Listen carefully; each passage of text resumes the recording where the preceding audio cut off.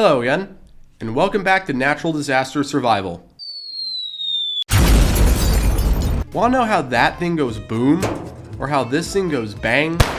Or how this goes whoosh? Or how this goes, oh someone put the disaster machine on 7 and we're all going to die? All of your questions will be answered in this second and final part of Dissecting Natural Disaster Survival. If you haven't watched part 1, you should. But the algorithm is telling me to tell you to watch this video in its entirety first, even if it doesn't make sense. Then, once you watch part 1, everything will make sense. But watch this first, please don't click on...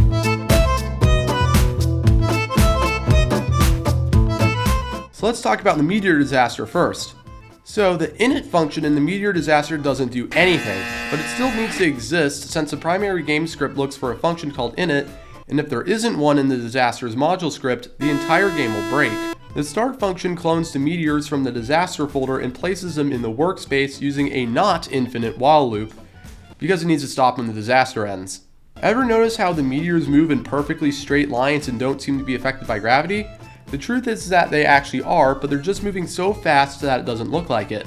Every part has a property called assembly linear velocity, and when the module script clones a meteor, it overwrites it with a vector 3 to make the meteor move in a certain direction, but for this to make sense, we need to explore what vectors are.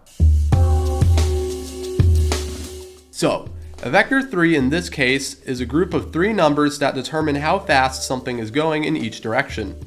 Each number in the vector 3 correlates to the velocity in each direction. For example, if the y value of the vector 3 was 20 studs per second and all the other values were 0, the meteor would move straight up at 20 studs per second.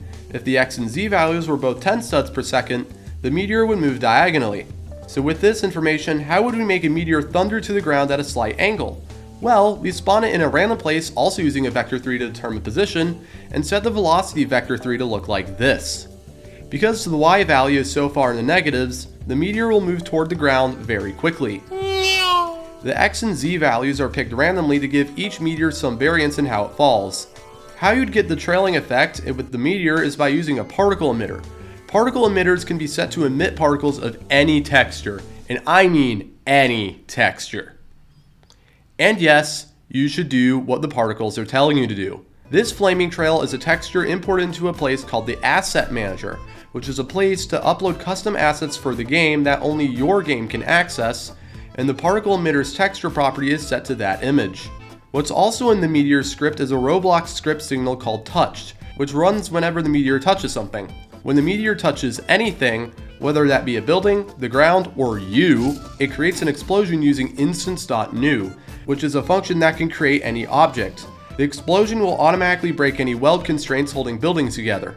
And finally, at the end, the meteor uses the destroy function to destroy itself to give the illusion that the meteor hit the ground. Now, let's talk about the tsunami wave is kept in the tsunami disaster folder. Now, how does the tsunami always spawn at a random point, move in the right direction, and stay rotated the right way? For that, we need to do some math. This is a circle. The tsunami can spawn anywhere on the circumference of this circle. The game pulls a random degree value for where on the circle the tsunami should spawn. For example, let's say it picks 45 degrees.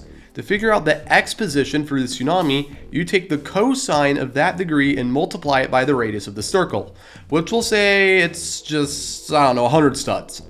To find the z-coordinate, you take the sine of the degree and multiply it by 100 as well. Since positive z is actually downward facing in Roblox instead of upward facing like it would be in any math class you'd have to do this in, you'd actually multiply the z-coordinate by negative 100, and boom, you have the position. Since the tsunami is only rotated around the y-axis, you literally just plug in whatever random degree value the game pulls and put it into the y value for the rotation. And in case you haven't noticed, vector 3s are used for any property that has 3 numbers, including position, velocity, and rotation. Now for how do you get the tsunami's velocity set to thunder toward the center of the map, you could just use the function called lerp on the tsunami's position to calculate the vector 3 needed to move it toward the center of the map. Once this vector 3 is found, the tsunami module script uses a while loop to constantly override the tsunami's velocity with this vector 3 so it keeps moving in the same direction and it doesn't fall out of the world. Now, how does a tsunami instantly kill you on contact? It's the exact same code used for kill bricks in obby games, and it's one of the first things you'll learn how to do if you start learning scripting on Roblox. In fact, making a kill brick was my second tutorial video on this channel. So, you use the touched Roblox signal from earlier, pull the part that touched it, get the parent, which should be the player's character if the player touched it, get the player's humanoid, and if the humanoid exists, set the health to 0. Boom. You could do that in 5 lines of code. But then the tsunami also makes buildings collapse.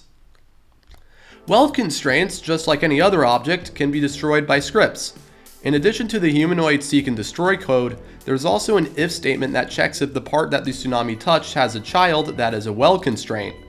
If so, the script destroys it. The last disaster I will talk about today is the...